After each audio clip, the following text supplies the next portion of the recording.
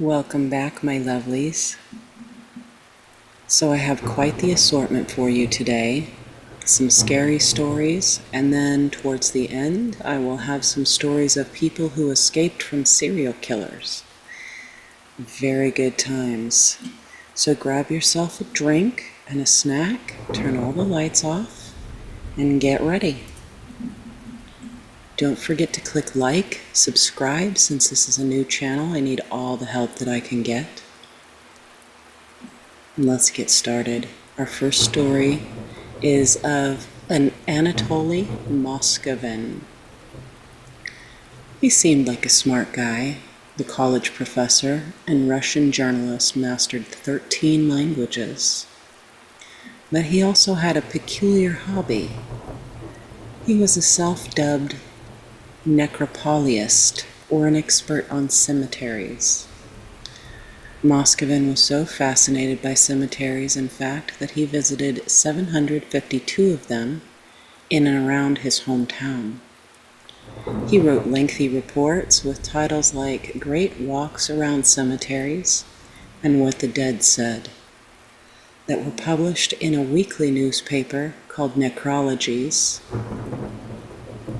Apparently, this curiosity was tied directly to an incident from his childhood, which he divulged in the last contribution of the paper on October 26, 2011. When Moskovin was 13, a group of men stopped him and forced him to join a funeral and to kiss the dead 11-year-old girl on the lips. I kissed her once, then again, he wrote. The girl's mother then placed a wedding ring on his and her daughter's fingers. Moskovin wrote that this strange marriage was useful and spurred an irrevocable, lifelong fascination with the dead. Moskovin began writing about the dead and taking detailed notes of each cemetery he visited. He even spent a night in a coffin of a dead person ahead of their funeral. It was when locals found the graves of their loved ones desecrated and dug up in 2009 that Moscovin's hobbies became untenable. The Russian government had no leads, but they were sure extremists were to blame. In 2011, nobody had any inkling who the culprit in this bizarre horror story was. But when the police heard that Muslim graves were being desecrated in Nizhny Novgorod, following a terrorist attack at Moscow's Domodedovo airport, they finally caught a break. They found Moskovin painting over the pictures of dead Muslims. While he wasn't desecrating the bodies themselves, authorities arrested him and searched his apartment. That's when they realized they'd stumbled upon a real-life horror story. Countless life-sized dolls littered the apartment, which Moskovin shared with his parents. The dolls' hands were covered in fabric and makeup covered their faces. It quickly became apparent that these were not inanimate objects. These were the mummified corpses of human girls. When police tried to move them, music began to blare. Moskovin had embedded music boxes into the chest cavities of these dolls. A dried human heart and a piece of a gravestone were found in the home as well. The corpses were stuffed with rags, their eye sockets filled with buttons or toy eyes. Moskovin said he would watch cartoons with them, and that he dug them up because he was lonely. He said the biggest dream was to have children, and that he'd been waiting for science to figure out how to revive the dead. His parents had no idea. They assumed their son had a hobby of building large playthings. In court, their son confessed to 44 counts of abusing graves and dead bodies. I still find it hard to grasp the scale of his sickening work, but for 9 years he was living with my mummified daughter in his bedroom, said Natalia Chardamova, the mother of Moscovin's first victim. I had her for 10 years. He had her for 9 years. Despite psychiatrists claiming that Moscovin's condition is steadily improving, prosecutors agree with Chardamova and have continued to keep him safely removed from society. How Alexander the Great was buried alive. Alexander the Great died at age 32 after suddenly and mysteriously succumbing to full-body paralysis. When Alexander the Great's body failed to decompose 6 days after his death, the ancient Greeks were in awe. His loyal followers believed this was clear confirmation he was a god. But modern scientists have since posited otherwise. In fact, according to one theory, the ancient king's body didn't decompose because he wasn't actually dead yet. Alexander the Great may have been the most famous person in history to be buried alive. According to Plutarch, an ancient Greek historian who wrote his parallel lives hundreds of years after Alexander's reign, using many secondary sources, the Macedonian conqueror died in 323 BC. After a 24-hour drinking spree, he came down with a fever and felt a sudden pain in his back as though smitten with a spear. Pretty soon he was paralyzed, and soon after he was rendered speechless. Eventually, 32-year-old Alexander the Great was pronounced dead. His cause of death, however, has remained a mystery for millennia. But one doctor recently thought she cracked it. One scientist believes she cracked the case of the Alexander the Great death. Depicted here in a statue from the 3rd century BC, if she's right, then his demise was a real-life horror story. In February 2019, Dr. Catherine Hall of the University of Otago in New Zealand posited in the Ancient History Bulletin that Alexander suffered from Guillain-Barré syndrome, GBS. According to history, the rare autoimmune disorder can lead to fever, abdominal pain, and paralysis, which to Hall seemed exactly a fit for Plutarch's account of Alexander's death. The combination of ascending paralysis with normal mental ability is very rare, and I have only seen it with GBS, said Hall. She suggested that Alexander contracted the rare disorder from a Campylobacter pylori infection, the most frequent cause for GBS worldwide. Back in the 4th century BC, doctors didn't use a patient's pulse to diagnose death. They used breath. And since Alexander was paralyzed, his body required less oxygen, and his breathing was kept to a minimum. Thus, with his pupils dilated and apparent lack of response to stimuli, doctors assumed he was dead, when his mental faculties were completely intact. Hall thinks Alexander was pronounced dead a full 6 days before he actually died. That explains why Plutarch described his body as remaining pure and fresh for days. It also would mean that Alexander was buried alive. Some scholars dispute Hall's explanation. For one, her source material was written more than 400 years after the death in question, and it's nearly impossible to properly diagnose someone without examining their remains.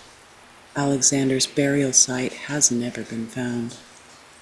But even still, Hall's is a freaky theory and a real-life horror story for the ages.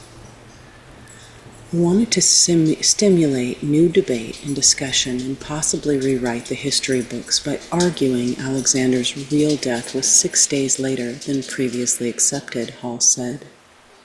The enduring mystery of his cause of death continues to attract both public and scholastic interest, she said. The elegance of GBS diagnosis for the cause of his death is that it explains so many otherwise diverse elements and renders him into a coherent whole.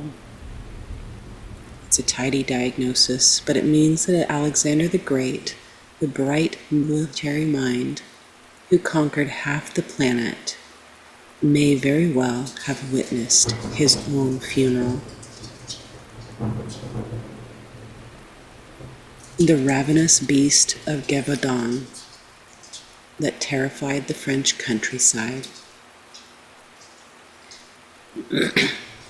For 3 years in the middle of the 18th century, a ferocious, wolf-like beast reportedly roamed the French countryside, mauling nearly 300 villagers.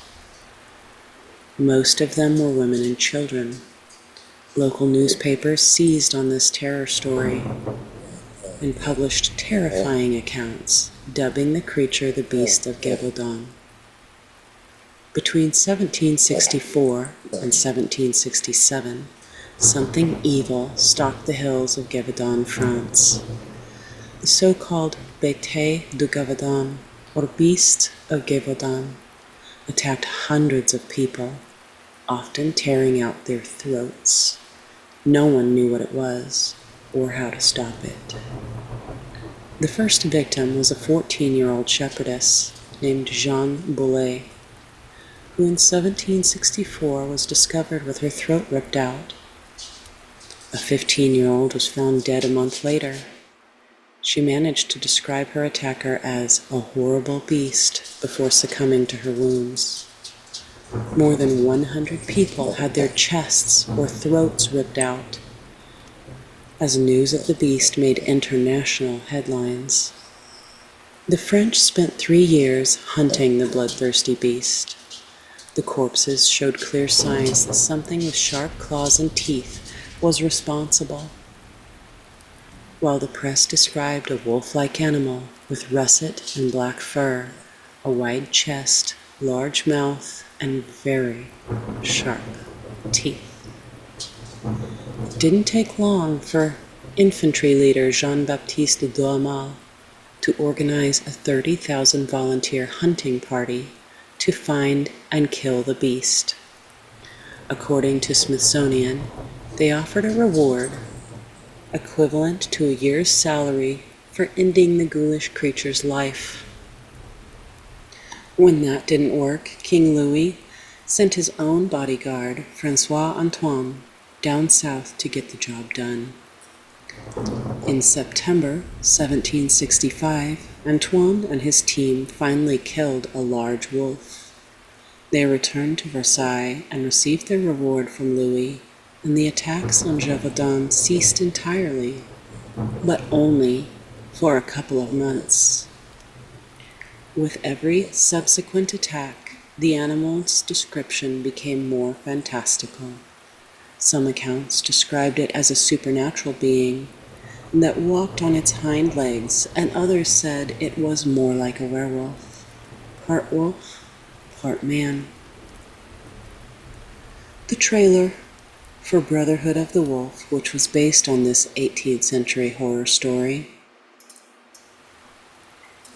fed up with losing his loved ones amid a near-constant state of terror, one local farmer took matters into his own hands. As this real-life story goes, Jean Chastel wandered into the mountains armed with a gun and a few silver bullets.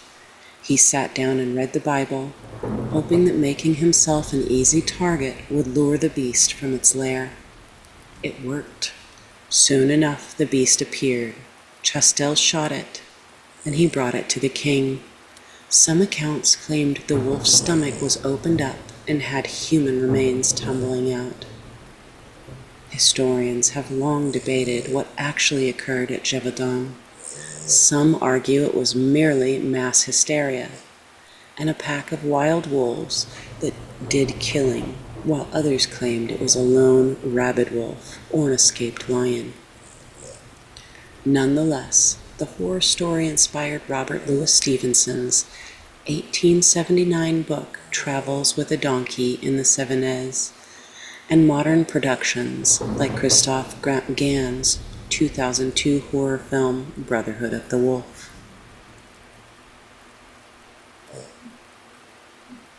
Now for some individual stories. Mom, are you already home?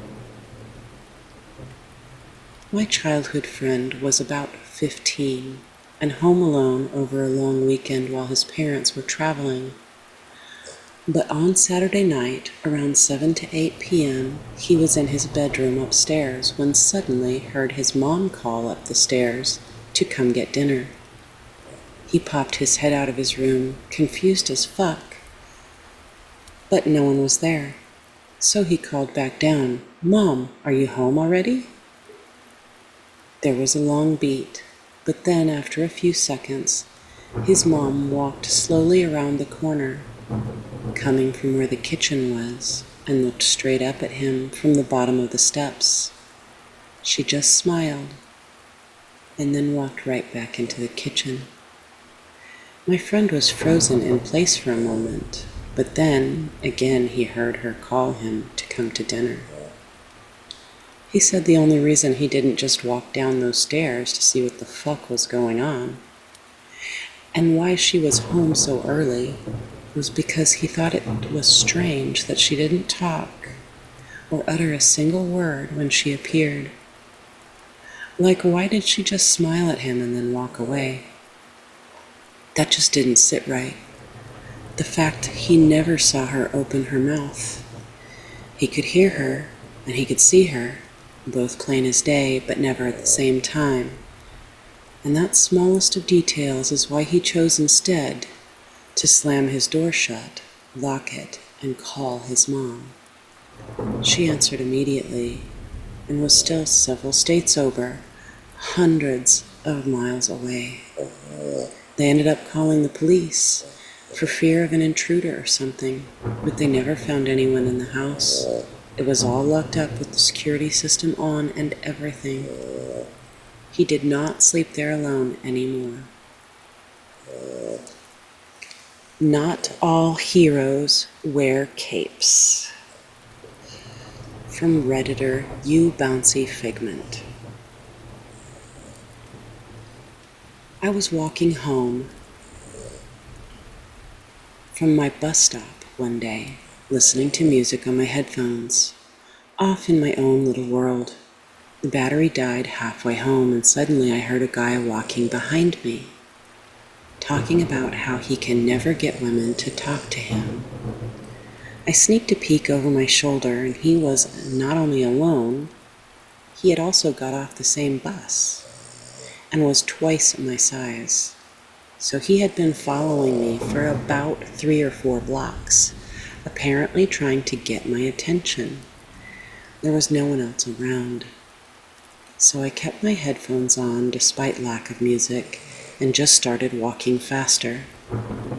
Then he started singing, "Speak to the girl, you got to speak to the girl," over and over again, getting louder and louder the further ahead of him I was.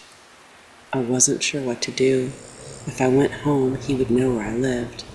So I turned a corner towards where there would be more people around, with him still following me, and ducked into a pub. When this creep followed me into the pub, I ran up to the bartender and begged him to pretend we were friends and keep me company until the creepy guy left.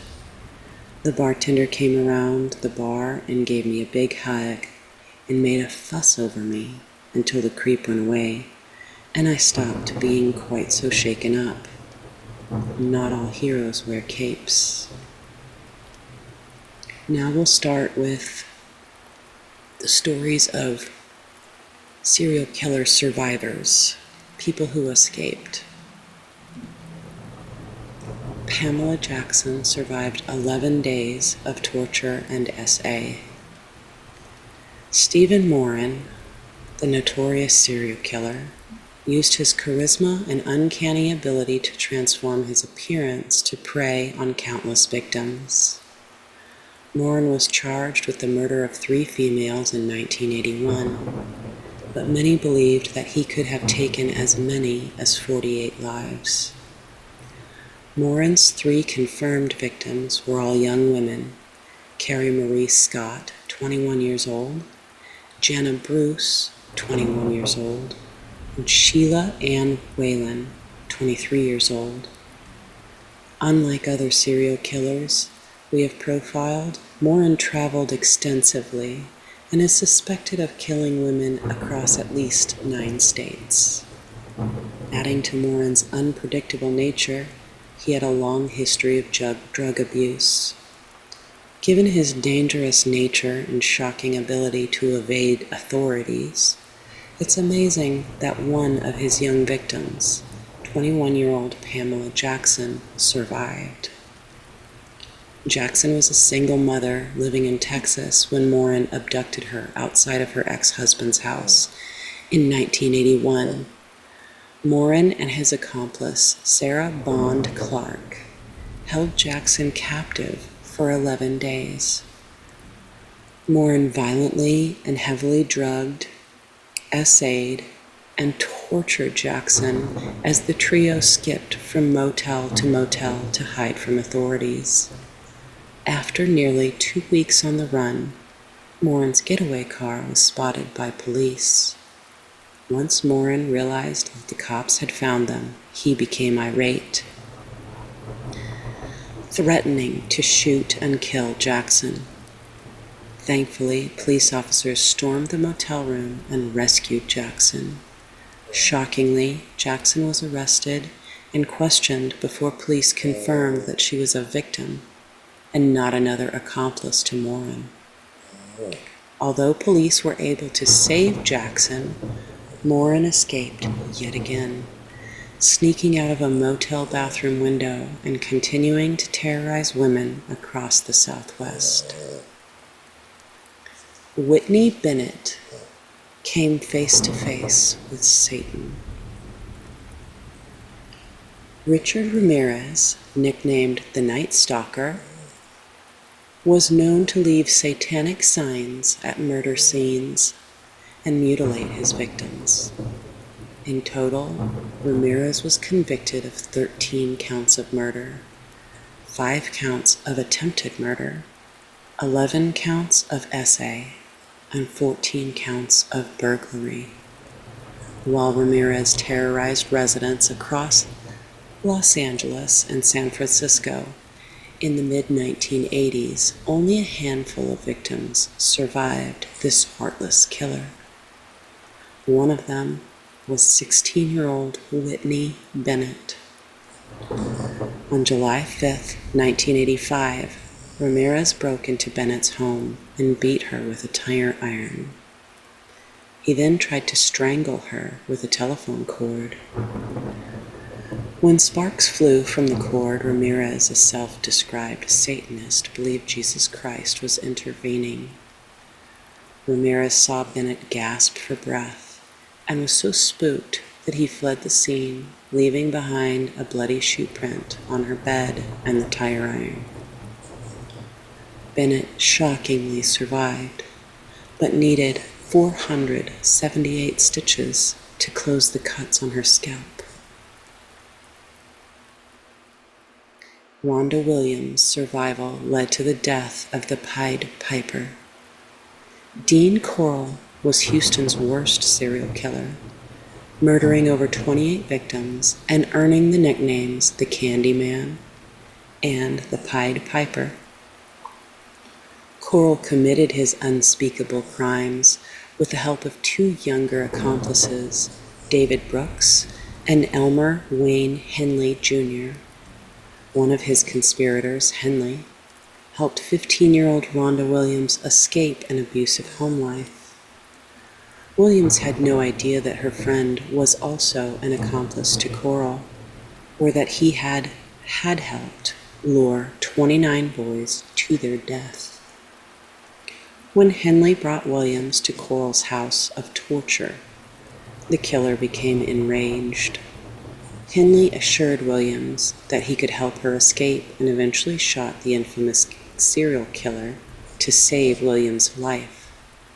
Many believed that Williams was party to the trio's crimes, given that she was the only survivor. Perhaps the hardest detail to reconcile is that Williams is still in contact with the friend that took her to the madman's home. Brian Hartnell was left for dead by a hooded killer.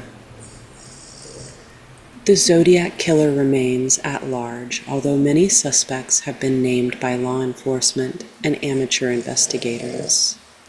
A college student, Brian Hartnell, and his girlfriend, Cecilia Shepard, had the misfortune of meeting the infamous serial killer. The couple was enjoying a scenic drive near San Francisco. While inside their car, a man wearing a black hood approached the couple and forced them out of the vehicle at gunpoint.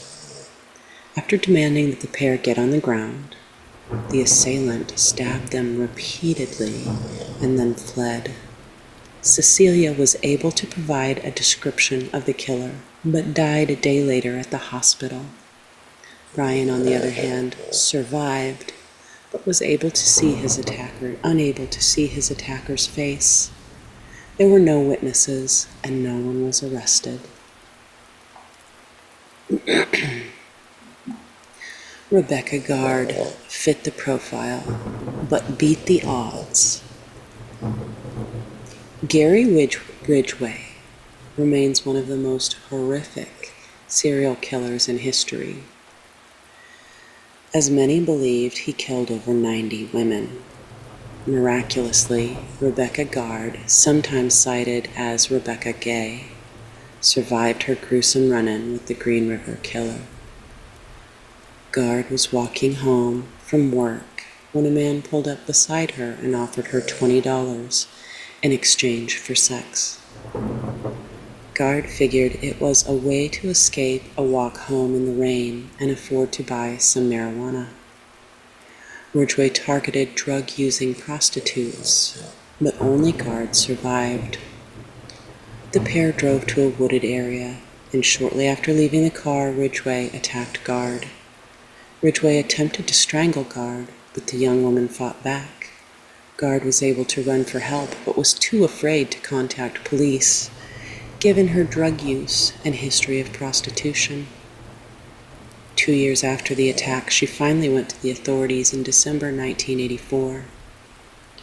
"I got some guts. I picked him out of a lineup, and the police needed my information. The stuff has affected me so bad that it was hard for me to sleep at night," she said in an interview with Seattle PI. Sadly, Ridgway was not arrested until 2001. Kathy Kleiner survived 15 minutes of sheer terror. Ted Bundy attacked victims across the country for over a decade. Few of his characteristically young female victims survived his attacks.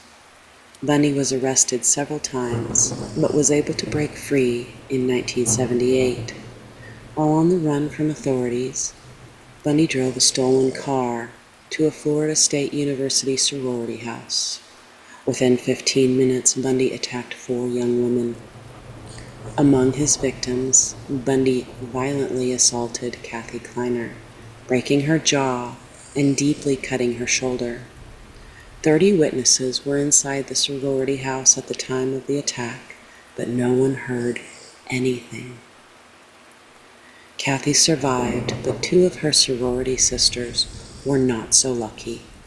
Bundy was eventually arrested, but not before killing another victim, a 12-year-old girl. That's it for our stories for today. Please make sure you subscribe, click the like button, and I'll see you next time.